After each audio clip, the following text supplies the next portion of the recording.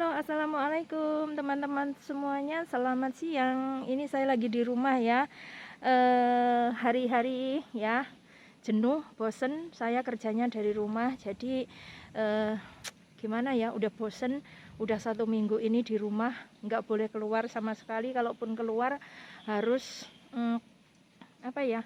Ada kepentingan yang paling penting banget. Kalau nggak ada kepentingan ya nggak boleh keluar ya. Jadi saya boring. Nah ini apartemen saya juga sepi banget ya, nggak ada orang. Jadi yang keluar cuma 1-2 aja.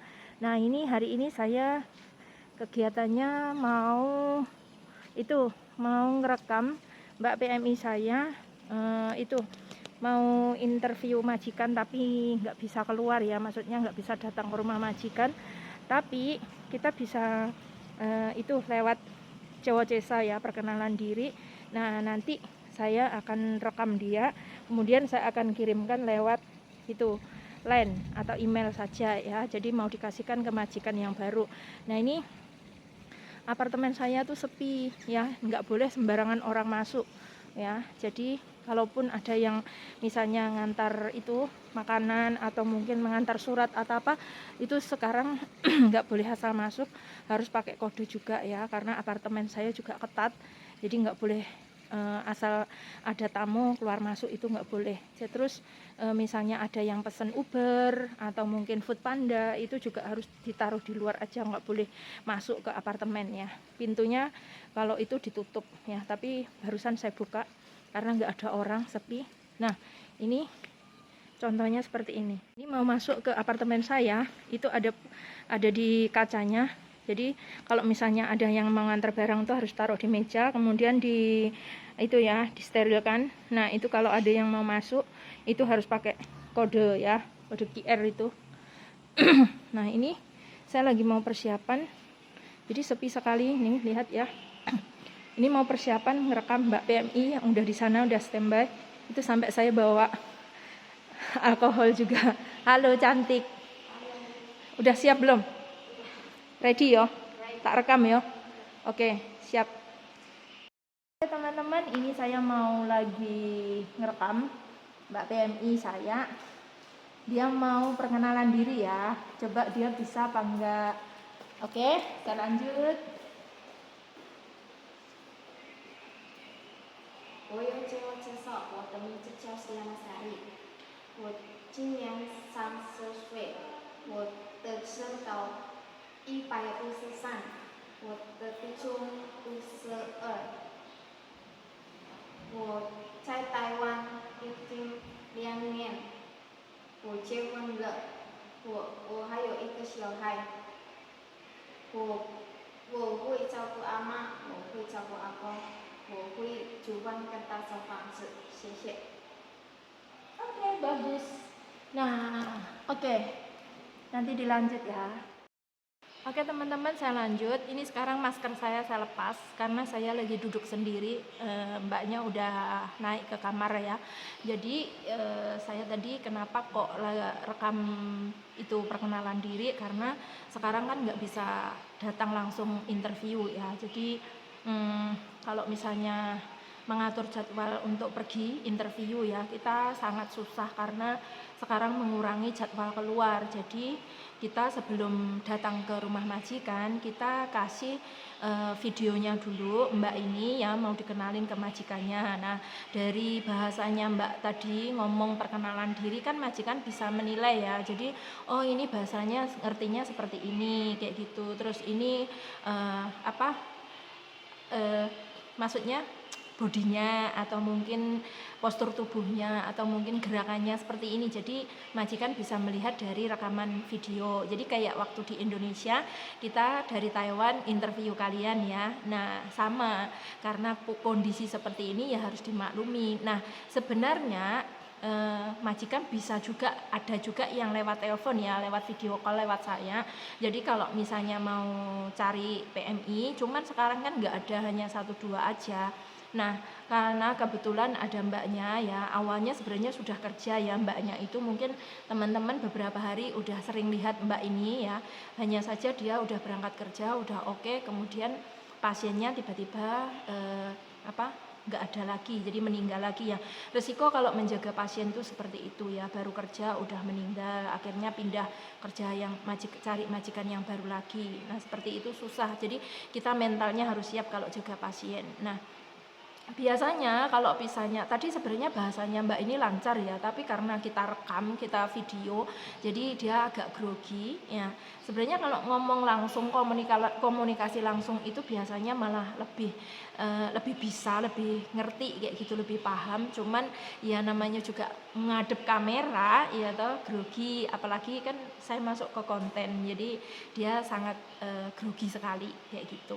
Nah ini saya mau kasih tahu ke teman-teman juga ya, masalahnya beberapa bulan ini banyak sekali temennya PMI saya atau mungkin orang-orang yang komen di YouTube saya atau TikTok saya itu banyak juga yang pengen ketemu atau gini pengen kerja atau pindah agensi ke tempat saya ya. Sebenarnya bukan saya nggak menanggapi ya Mbak ya, saya minta maaf sekali karena sekarang kondisinya seperti ini, kita mau perbanyak lagi ngambil orang dari luar atau apa itu kita susah ya. Jadi contohnya beberapa hari ini saya juga baru saja kan banyak yang pindah majikan ya, yang finish kontrak atau pasien meninggal atau mungkin ada, kalau yang bermasalah itu sebenarnya sekarang sedikit ya, yang majikannya bermasalah terus minta pindah itu sedikit, kebanyakan yaitu pasien meninggal seperti itu. Nah akhir-akhir ini aku agak gimana ya, saya agak kecewa saja, banyak teman-teman yang mencari majikan sendiri ya, tanpa agensi, tanpa saya, tanpa salesnya, itu jadi dia dikenalkan sama temennya, jadi temennya itu punya kenalan majikan atau mungkin punya kenalan pasien, mungkin ketemu di rumah sakit ataupun di taman. Nah kemudian mereka itu sudah kong kali kong ya, jadi anak saya itu sudah rembukan sendiri sama temennya, sama kemudian mereka juga teleponan sendiri, video call sendiri sama calon majikan. Nah kita sebenarnya nggak membatasi ya masalah itu, kita juga nggak melarang, kita membiarkan saja nggak apa-apa, karena sekarang ini banyak PMI itu kesempatan untuk memilih majikan itu sangat sangat tinggi ya, ada kebebasan seperti itu loh. Jadi kalau mereka pengen ada kenalan atau mungkin dia kenal sama majikan atau pasien atau keluarga majikan, nggak apa-apa ya. Jadi kerja maksudnya gini, mencari majikan sendiri itu nggak masalah ya. Nah, hanya saja harus berhati-hati ya. Ini ada beberapa maksudnya ada beberapa anak saya yang sudah kerja, udah dapat dokumen, itu dikenalkan sama temennya. Kebetulan awal-awalnya ya kita kan nggak tahu ya, sama sekali nggak tahu. Temen yang memperkenalkan ini juga nggak tahu bagaimana karakter majikan yang baru, bagaimana karakter pasien. Itu sebenarnya nggak ada yang tahu. Kalau kita itu tidak adaptasi 24 jam dengan orang-orang yang kita mau kerja, itu nggak bakal tahu. Kalau awal-awalnya namanya majikan mau cari orang ya, mau cari PMI itu ngomongnya itu manis, bisa nambah gaji, bisa nanti ada istirahat, ada libur, pokoknya semuanya itu indah-indah, enak-enak kayak gitu loh. Dan mereka dari anak-anak saya juga udah percaya karena yang ngenalin mungkin temennya kayak gitu. Jadi temennya sebenarnya juga nggak tahu bagaimana adaptasinya mereka yang sepenuhnya, yang sebenarnya itu nggak tahu kayak gitu. Nah ini contohnya saja ya, satu ya, itu ada anak saya itu dikenalin sama temennya. Nah setelah dikenalkan itu menghubungi pihak kantor saya, kemudian oke, masalah apapun oke, dokumen oke, semuanya udah oke. Nah awalnya Mbak ini mau masuk itu majikannya memang kelihatannya baik ya, memang ya baik, majikan ini sebenarnya baik, katanya jaga akong ya. Akongnya ini kebetulan mungkin seminggu 3 kali harus ke rumah sakit cuci darah, jadi setiap hari harus di rumah 3 hari sekali, maksudnya 1 minggu tuh 3 kali harus ke rumah sakit nemenin cuci darah. Karena sekarang ini kondisinya rumah sakitnya lagi kayak gini, jarang sekali pasien yang boleh masuk ke rumah sakit, otomatis kan harus kerja di rumah. Tapi kalau namanya cuci darah itu harus rutin ya, tapi mbaknya juga tetap. Nah ini mbaknya ini satu keluarga, ada akong ama ya, ada anaknya majikan, ada cucu dan lain sebagainya. Kemudian setelah mereka benar-benar oke ya, dokumen udah jadi, diantar sama saya, itu udah oke. Kemudian majikannya itu awalnya mengasih tawaran kalau mau dikasih tambahan gaji 2.000. Siapa yang nggak merasa terima kasih, yang nggak merasa seneng karena baru kerja di majikan baru sudah ditawari tambahan gaji 2.000. Ya, itu seneng sekali ya, terharu sekali. Nah, kemudian setelah kerja itu ternyata mbaknya ini masuk ke rumah majikan itu nggak seperti yang dibayangkan. Waktu saya antar mbaknya, pertama kali saya antar, udah oke ya, itu majikan bilangnya tetap nambah gaji, tapi ternyata hari Minggu itu nggak ada lembur. Jadi kerja di rumah majikan ini hari Minggunya nggak ada lembur kayak gitu. Otomatis kalau nggak ada lembur kan gajinya kurang dari 2.000 ya. Jadi apa bedanya ada tambahan 2.000 tapi nggak ada lembur, sedangkan lembur itu ya, lembur itu kalau dihitung ya, ada minggunya ada 4, ada 5, itu selisih 1 hari. Kalau ada 4 kan berarti 22 lebih ya, 22, 36 atau berapa. Nah kalau misalnya minggunya ada 5 udah beda sehari. Lah kalau ada tambahan 2.000 berarti kalau setiap bulannya itu justru gaji dia itu kurang. Walaupun ada tambahan 2.000 tapi gaji dia kurang.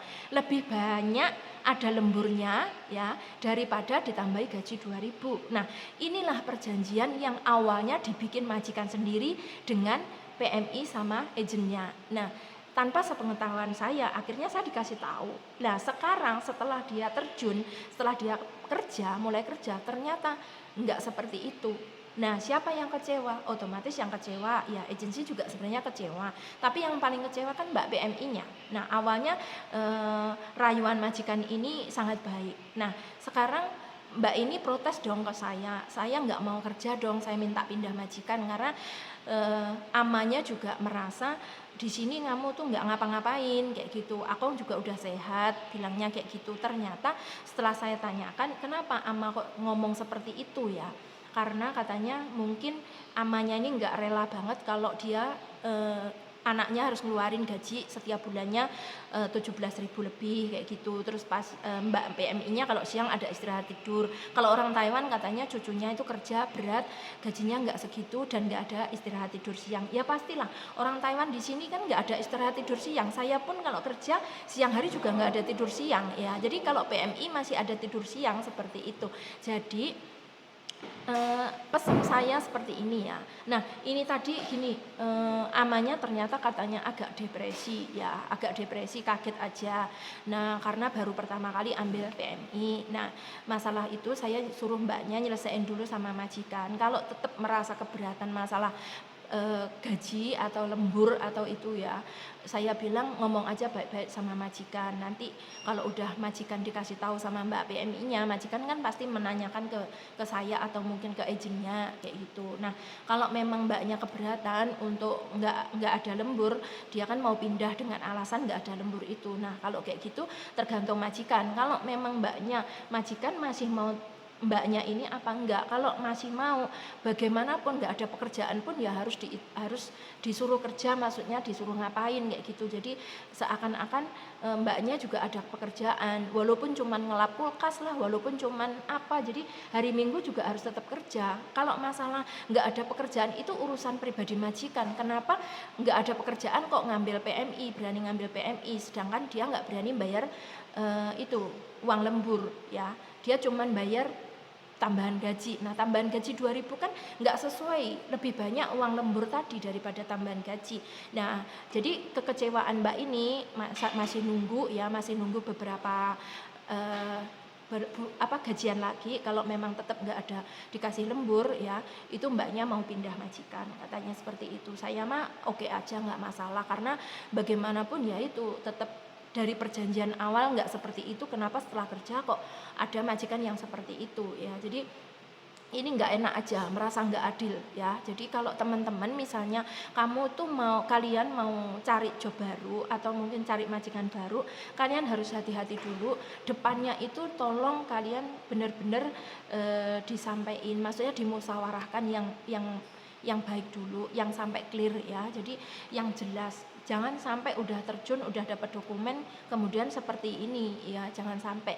Ini bikin kecewa banyak ya, bikin kecewa. Jadi kalau bisa benar-benar harus teliti lah ya.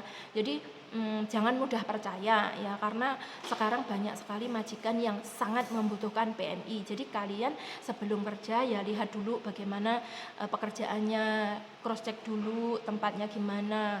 Takutnya kalian kadang-kadang kalau nggak suka di kampung juga tiba-tiba kerjanya di kampung, nggak suka di naik turun tangga, kadang-kadang kalian juga itu. Jadi lebih baik itu melihat dulu ya, interview ke rumah majikan. Nah kalau misalnya sekarang ini posisi nggak bisa keluar ya, atau nggak mengurangi jadwal untuk keluar ya, kita lewat video call bisa, lewat interview lewat HP itu sekarang tuh udah bisa. Jadi banyak cara seperti itu. Pokoknya jangan mudah tergoda ya.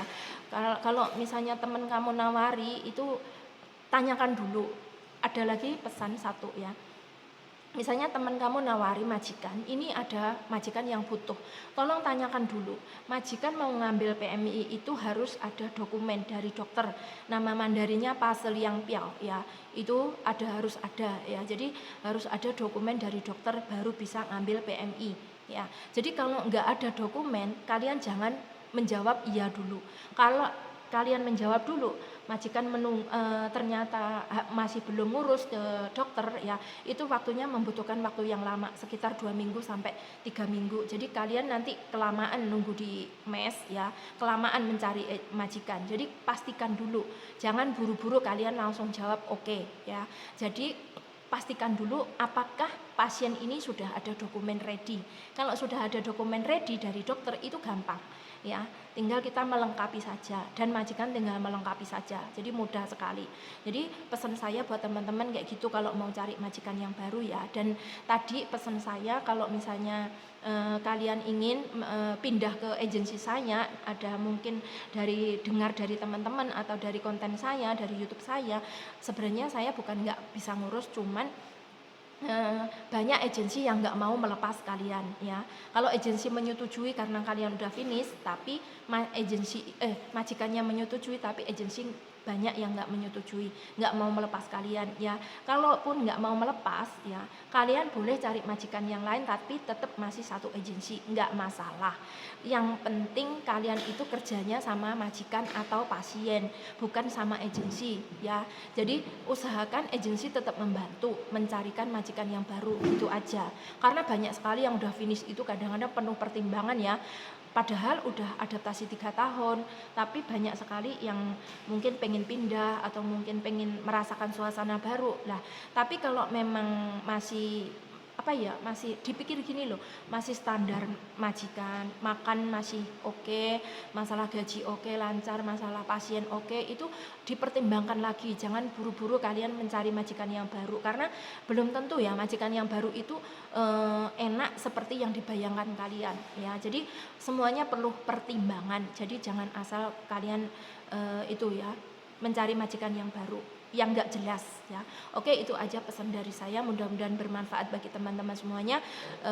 Selamat bekerja, jaga kesehatan selalu, jangan keluar itu ya, sering-sering keluar. Kalaupun keluar ada kepentingan jangan lupa pakai masker ya.